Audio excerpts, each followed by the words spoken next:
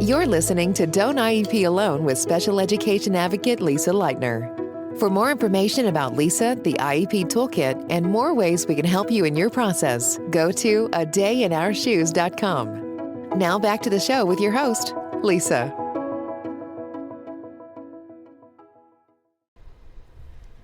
Hello and welcome. I'm Lisa Lightner, and this is Don't IEP Alone podcast, my simple little podcast about IEPs, which is a simple little confusing podcast as of late because I'm really struggling with the direction in which I want it to go.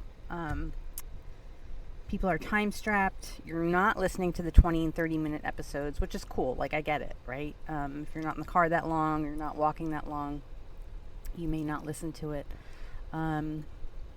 But then, as I said a couple of weeks ago, I tried that whole 5 minutes to FAPE thing, and I was really into that idea.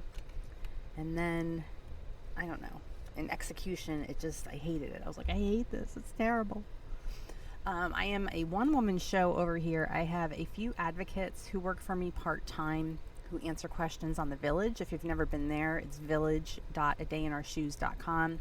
So if you ever have any questions there or concerns, you just want to share, support, validation, whatever it is, you can go there, sign up for a free account, and every question is answered by an advocate.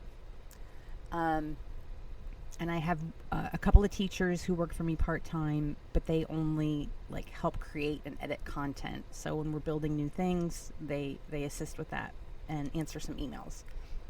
Other than that, it is me doing it all. And when I started this blog, my first blog was in 2008. And I used to blog for somebody else prior to that in 2005 on a different website that no longer exists.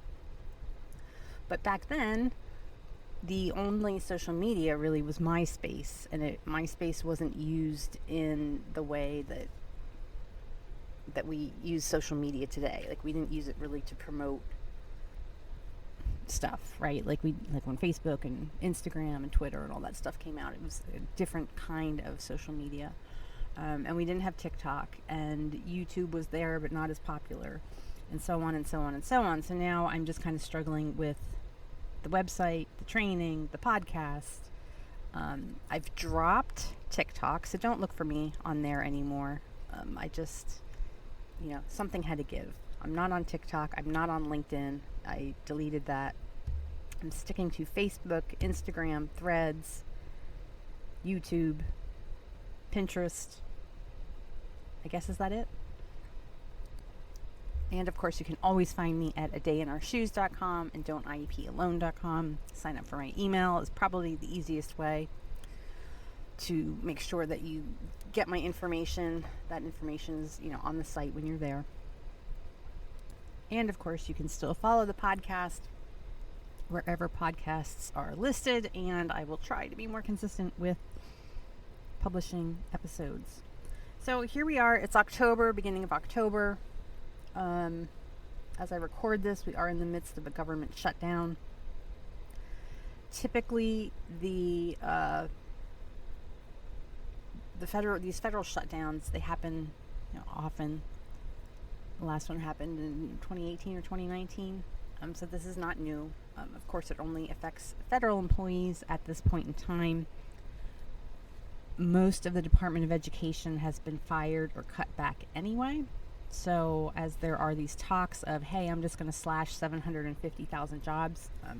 Again, thousands have already been cut from the U.S. Department of Education, and the U.S. Supreme Court held up those firings. It did go to the U.S. Supreme Court, which I don't really understand. I have to read more into that when I have time, because the USDA firings and some of the others did not hold up in the court. They said, no, you can't do that. You have to rehire those people, and they did. This one, they said, yeah, you can do that. So I don't fully understand the difference. If anybody out there works in this field and is an expert in that kind of stuff, give me a shout out, and maybe I'll have you on to explain all this to us. But that's where we are politically. If you hadn't heard about the raids in Chicago, the other night. ICE went in there at 1 a.m., 3 a.m., hearing different stories, busted into people's apartments, took children out onto the sidewalk, pointed guns at their heads, zip-tied them, their hands behind their back. And they were all U.S. citizens. So it's a scary time. It's a scary, scary time to be here. I don't understand. Well, I do understand why the mainstream media isn't picking it up, because they've been bought and paid for to not share these things. The videos don't lie. The videos are out there, and I don't understand why so many are going along with this. I know that I work online. I work in person. I attend a lot of in-person meetings. But I have a large component of my business is online, so I'm online a lot. And morning, lunchtime, and at the end of my workday, I check into social media just to check in. And I understand that if you're not as plugged in to social media as some people are, like me, you may not be exposed to what's going on. Ration it. I would definitely, it's a lot. It's some pretty heavy stuff. It's some pretty scary stuff. So ration it as you're following, reading, and learning. But I do think that more people need to understand. And I have some people very close to me who I absolutely love and adore, who are completely unaware of all that's going on, because they get up very early in the morning, come home from work very late in the evening, work long, hard hours, and just don't tune into social media the way some of us do. And if you're only watching the mainstream news, you're not going to be informed of this stuff. So, it's out there. Be careful of your algorithm. Always double check sources.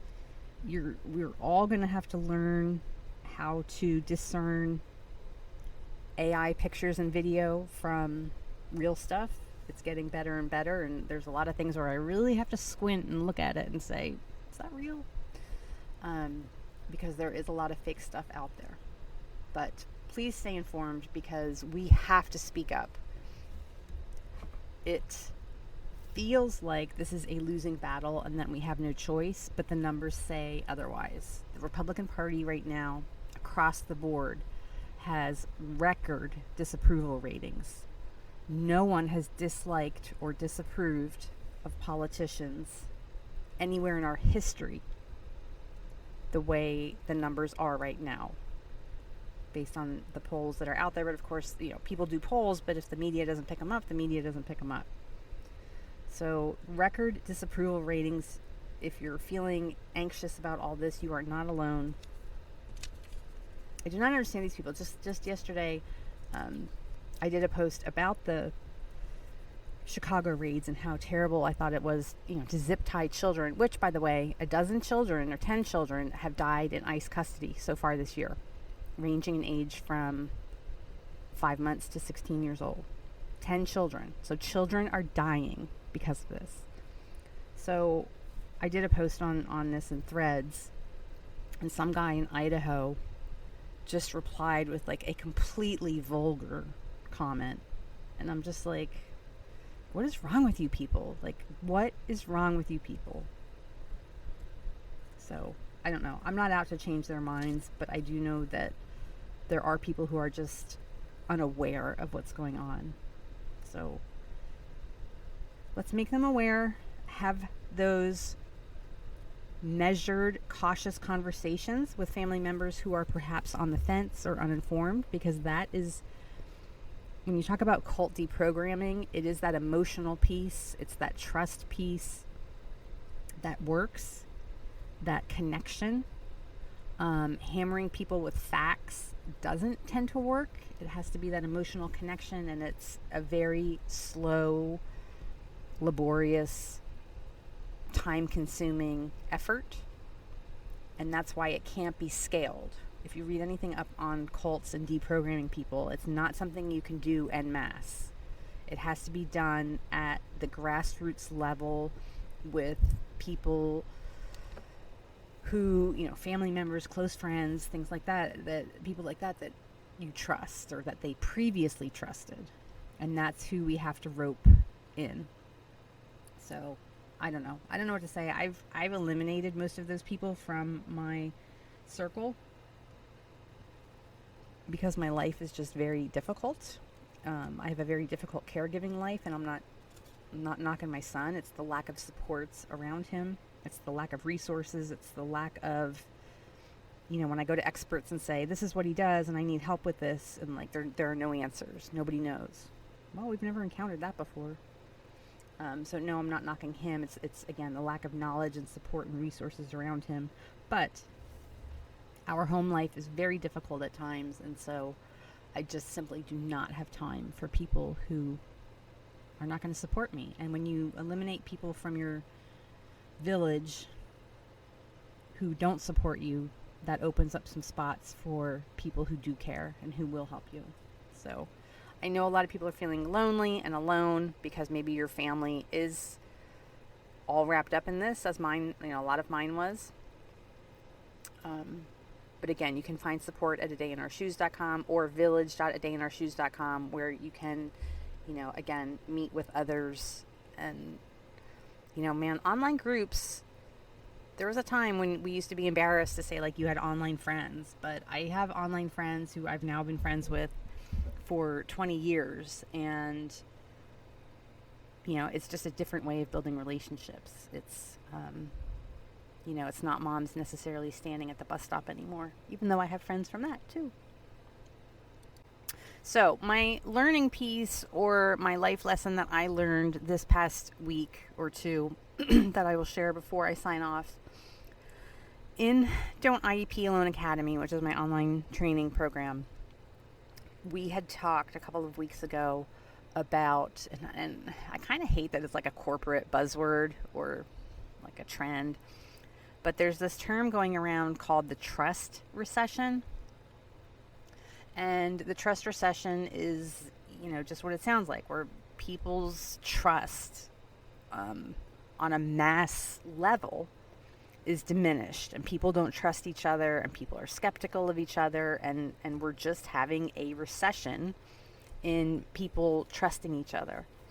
So we had that as a discussion topic for parents in the training program and for the professional advocates in the training program. And we talked about, parents trusting schools and schools being able to trust parents, and advocates working to rebuild trust and things like that.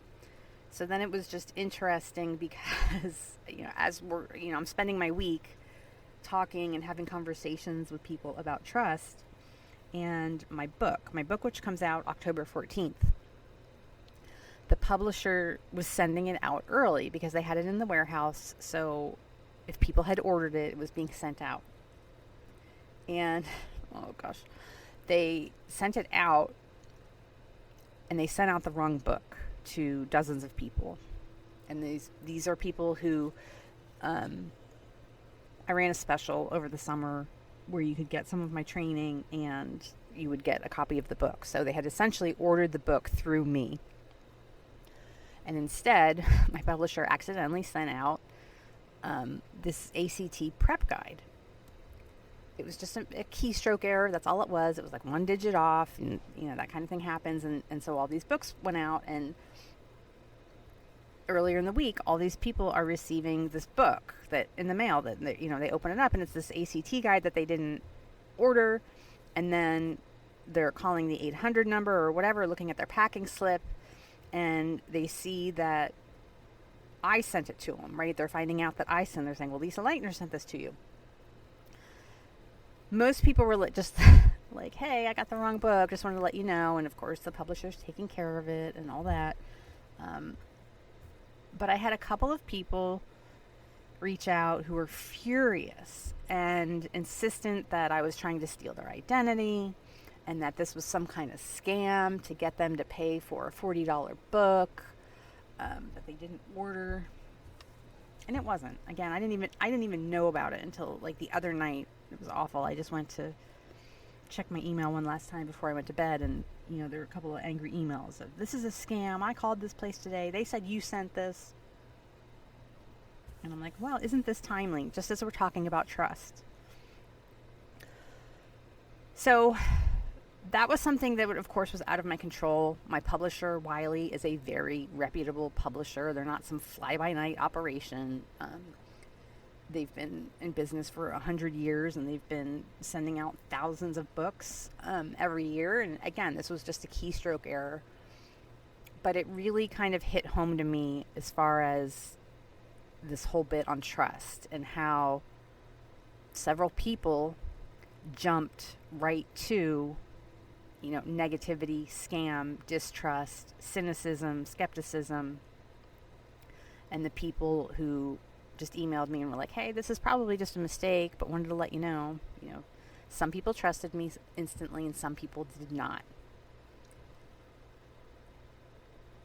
That's just kind of my, I don't know that I have a life lesson there, except that when we react to people going forward, I think it's more important than ever that we take a deep breath and ask ourselves, not jumping to that negativity, not jumping to that cynicism, that accusatory stance. I've always been a fan of Hanlon's razor, which is never attribute to malice that which can be attributed to ignorance. Because most people are not malicious. It doesn't feel that way right now, admittedly, in society. It does not feel that way. The malicious people are getting all of the fanfare, the attention, the news coverage. Those folks are still a minority. As a percentage of society, only 20% of Americans voted for this. Okay? If you take into account all of the people in America, not just the registered voters, those who are not registered to vote, those who are too young to vote, if you take in, all 340 million of us and how many votes they got, it's 20%. So that means 80% of society voted for someone else, chose not to vote at all, or did not vote for him. Okay, so I know it doesn't feel like that, but those are the facts. He got 77 million votes. There are 340 million of us in this country. Okay? So keep that in mind. Again, please take a deep breath when something negative happens to you, particularly with your school and your IEP team. Most teachers and staff are just overworked, under-resourced, and doing things too quickly. Okay? I don't even want to say that, don't attribute or don't say malice when it's ignorance, because it's not even necessarily ignorance. In some cases, it's just burnout, high caseloads, no support staff, and so on. So take a deep breath and also think about what you're doing and your follow through with those around you and what you're doing to maintain trust in your personal lives and in your professional lives. I know it's made me take a different approach, and that's even why I'm doing a podcast episode, because I'm like, I promised people I would do a podcast episode. So I am going to work harder at publishing podcast episodes. So listen, the rest of the month, October is a big month. It's ADHD month, it's dyslexia month, it's Down syndrome month, it's a lot of different things. So I will be having episodes related to that as we move forward. So take care of yourselves and each other, as Jerry Springer would say, and have a great rest of your day. Rooting for you the entire time. Thank you for listening to Don't IEP Alone with special education advocate Lisa Lightner. We're so glad you've joined us and would love to connect with you outside of the show. For more information about Lisa, the IEP Toolkit, and more ways we can help you in your process, go to adayinourshoes.com. From self-care tips to common IEP mistakes, there's even more to explore. Don't forget to rate and review the podcast and subscribe to never miss an episode. Until next time, don't IEP alone, and you don't have to.